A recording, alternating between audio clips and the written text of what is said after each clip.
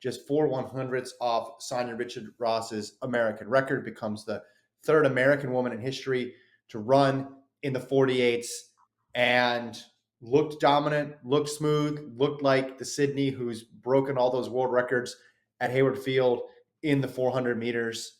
I guess we can't be too surprised based on how good she looked in the semifinals and going back to the first round. But to go all the way from where she was just a couple weeks ago down to 48.74 is impressive, even on the Sydney scale of we just can never be surprised by how great she is. That's still pretty surprising how it all came together so perfectly, Gordon. Oh, yeah. I mean, especially when you flash back 5 weeks ago where she ran her late season. Well, not even, she scratches the LA meet. Then she runs in Paris and runs a weird split 400. And we're thinking like, what's going on? This doesn't seem like a Sydney who's locked in a typical schedule. But we just had to wait, be a little patient, because now that a few weeks have gone by, she has run 49.71, 49.51, 49.79, 49.60, and now 48 seconds. It's just unreal. 48.74 officially, right? That's the time, 48.74. It's the number 10 all-time ever, 10th fastest woman to ever run the 400. And in her first season of actually trying in the event, she's already top 10 in the world ever. It's incredible. She was asked a few weeks ago about the world record, and her response was, well, let me just get to 48 seconds first. And I hope this doesn't then just bring on new questions about the world record, because that's still way far out there. What this does do is it really sets the stage for a great open quarter, because the rest of the world has been really good. And I know Paulino's already run under 49 seconds. She can certainly go faster. We saw during the NCAA season what Wilson and Adeleke did. We've seen what Nasser has done. Femke Bol, if she decides to run the quarter. Sydney is now the clear favorite. That's obvious after tonight. But this is still a stacked event in 2023. And if it's continuing the same pattern that we saw in the hurdles, Gordon, what did she do? She'd run fast at USA's, and then would she slow down for Worlds or Olympics? No, she ran a little bit faster. She gets faster. She gets faster.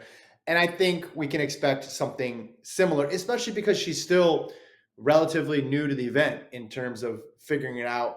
And I just don't think that her coach, Bobby Kersey, said, hey, July 8th, that's where the apex of our season is going to be. This has always been about doing it in August. But this is a good checkpoint along the way, and she passed it with flying colors, man. I mean, I thought she'd go sub 49. I didn't think 49.7. Really? 49.7 and sub 49 are kind of similar. It's a whole quarter second, and it takes it from she basically no, it's not ran a quarter second. It's like it's a fifth of a second.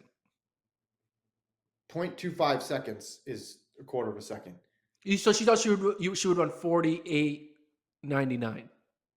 I just said she'd get under 49, and that's right around what Paulino had run. So it takes her from being right near where somebody else is to 2/10, an entire 2/10 clear from that. I'm just saying, I didn't think I could be surprised. And yet again, the time popped up on the clock, and it wasn't a 50.68 400-meter hurdle, whoa, but It was still, oh my gosh, look at where she was and look where she is now. To be honest, it wasn't surprising to me. If she ran 48.1 or 48.2, I would be surprised. But 48 high, that's what Sydney should be able to do. That's a floor. And I think she's going to run faster. I think she runs at least 48 low if she continues running the 400. She was asked in her press post-race interview about Worlds, 400 hurdles. Obviously, she has to buy in the 400 hurdles, and now she's qualified in the 400. She could win either one. She'll be the favorite in whatever event she chooses. She was asked, which one are you running? And she said she is scratching both. No, I'm kidding. She said, I have no idea. That's what she said. She says, I have no clue. Which, do you think she actually has no idea? Or do you think she just doesn't want to tell us yet?